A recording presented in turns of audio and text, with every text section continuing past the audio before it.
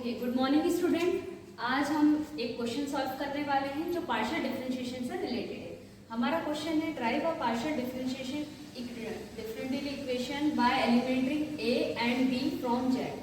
ठीक है, तो हमें क्या करना है, अपने क्वेश्चन से ए और बी जो कॉन्स्टेंट्स उसको एलिमिनेट करना है। तो हमारा क्वेश्चन क्या है, z equal to x plus a y plus b, इसको हम इक्वेशन 1 मान लेंगे। अब हम इस क्वेश्चन को पार्शियली डिफरेंशिएट करते हैं, तो हम निकालते हैं del z by del x. हम इसे पार्शियली डिफरेंशिएट कर रहे हैं एक्स के लिए, तो एक्स वाला डिफरेंशिएट होगा पार्ट और वाई वाला क्या हो जाएगा, कॉन्स्टेंट्स हो जाएगा। इसको हम एज इट इज लिख लेंगे कॉन्स्टेंट्स को, और जब हम एक्स को डिफरेंशिएट करेंगे यहाँ आएगा 1 और ए हमारा यहाँ पर एक्स नहीं है, हो गया कॉन्स्टेंट। तो फाइनल आंसर हो जाएगा वाई प्लस बी। इसी तरह से अब हम इस फंक्शन को जेड को पार्शियली डिफरेंशिएट कर रहे हैं वाई के लिए। अब हम y के लिए डिफरेंशिएट कर रहे हैं, तो ये फंक्शन क्या हो जाएगा, कॉन्स्टेंट हो जाएगा, जिसको हम एज इट इज लिख लेंगे। अब हम y वाले पार्ट को डिफरेंशिएट करते हैं, तो y का डिफरेंशिएशन हो गया 1 और यहाँ तो y है ही नहीं, तो डिफरेंशिएशन हो गया 0। ना तो हमारा फाइनल कैलकुलेशन हो गया है x प्लस ए। इसको इक्वेशन सेकेंड नाम देते हैं और इसको इक्वेशन थर्ड नाम देते हैं। तो और इसे हम क्या कह सकते हैं, del z by del x हो जाएगा p और del z by del y हो जाएगा हमारा नोटेशन, नया नोटेशन क्यू। अब हम पुट करेंगे, पुट दिस वैल्यू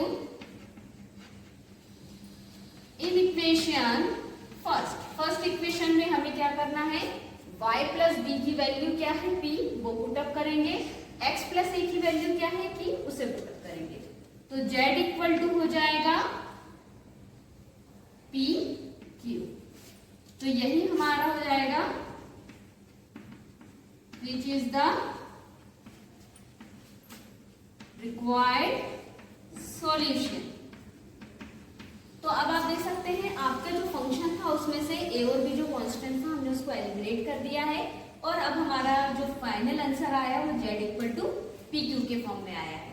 तो ये क्वेश्चन था a और b फंक्शन में से। हम एक और क्वेश्चन सॉल्व कर रहे हैं, इसमें हमें क्या करना है, पार्शियली डिफरेंशिएट एलिमिनेट करना है फंक्शन। ठीक है, अब हमारा आप क्वेश्चन देखिए कि z equal to function f x plus iota y plus f x minus iota y। अब हमें क्वेश्चन किस फॉर्म में दिया है, फंक्शन के फॉर्म में दिया है। तो फंक्शन के फॉर्म में हम स्टार्ट करते हैं। सबसे पहले हम x के लिए पार्शियली डिफरेंशिएट करते हैं, तो del z by del x कितना आ जाएगा, f डैश। जब हम फंक्शन को डिफरेंशिएट करते हैं तो क्या लगाते हैं, डैश लगाते हैं, आयोटा y, फिर इंटू करके x का डिफरेंशिएशन करेंगे तो आएगा 1 प्लस इसी तरह इसको करते हैं f dash x minus iota by, फिर अंदर के फंक्शन को डिफरेंशिएट करते हैं, x का डिफरेंशिएशन हुआ 1। अब हम इसको क्या करेंगे, एक बार और डिफरेंशिएट करेंगे, तो del square z del x square, again x के लिए एक बार और डिफरेंशिएट करते हैं, तो एक बार हो चुका है, एक और बार करेंगे, double dash x plus iota y plus f double dash x minus iota. ठीक है, अब हमने x के लिए 2 बार कर लिया है, अब हम किसके लिए करेंगे, y के लिए 2 बार करेंगे। तो now differentiating partially with respect to y। अब हम y के लिए करते हैं, तो फंक्शन जो हमारा फंक्शन 1 है इसको 1 मान लीजिए। इसी को हमने x के लिए 2 बार किया, अब इसी को हम y के लिए करेंगे। तो del z by del y, function को डिफरेंशिएट करेंगे तो आएगा f dash x plus iota y, और अंदर x प्लस आयोटा y को करेंगे तो x का डिफरेंशिएशन हुआ 0 और y का डिफरेंशिएशन हुआ 1 और I हमारा आंसर में आया, plus f dash x minus iota y और I को करेंगे माइनस आयोटा, I आ जाएगा y के डिफरेंशिएशन से। अब इसको एक बार और करते हैं, तो f double dash x plus iota y into iota पहले से ही है, फंक्शन को डिफरेंशिएट किया डबल आया, x प्लस आयोटा y को अगेन डिफरेंशिएट करेंगे y के लिए, x वाला पार्ट हुआ 0, y का डिफरेंशिएशन हुआ 1, आयोटा अगेन आया, तो ये हो जाएगा आयोटा स्क्वायर।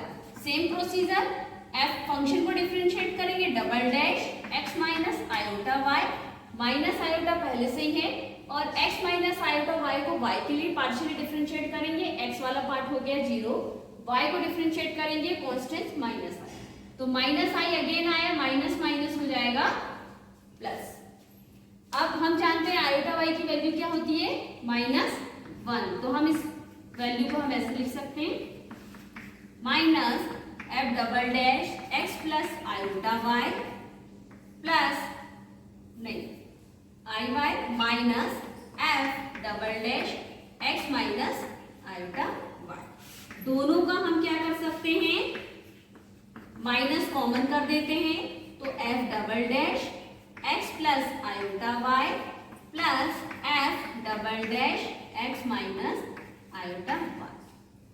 अब इस फंक्शन को देखिए, इसको इक्वेशन सेकंड मान लेते हैं और इक्वेशन थर्ड मान लेते हैं। तो आप देखिए कि ये वाला जो पार्ट है पूरी तरह इसके इक्वल आ गया है, तो इसकी जगह हम यहाँ क्या पुट कर सकते हैं, डेल स्क्वायर जेड हम लिख लेंगे put equation second in equation third.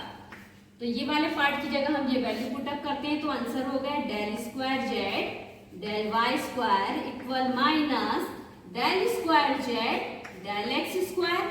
और फिर हम इसको कैसे लिख सकते हैं, माइनस वाले पार्ट को इधर ट्रांसफर कर लेते हैं, तो del square z del y square plus del square z del x square equal to 0।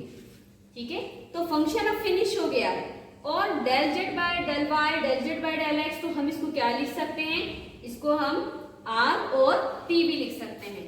तो del square del z square को लिख लेते हैं r plus del square z del y square को लिख लेते हैं टी इक्वल टू 0। तो ये हो गया हमारा फाइनल आंसर। तो आपने देखा कि हमने क्या करा, फंक्शन को रिमूव किया है, एलिमिनेट किया है। फंक्शन को एलिमिनेट करके जो हमने फाइनल आंसर निकाला है वो ये है। आप ये भी आंसर है और ये भी हमारा आंसर है। तो ये कोई क्वेश्चन एलिमिनेट प्रोसेस का। चलिए मिलते हैं नेक्स्ट वीडियो में। Thank you.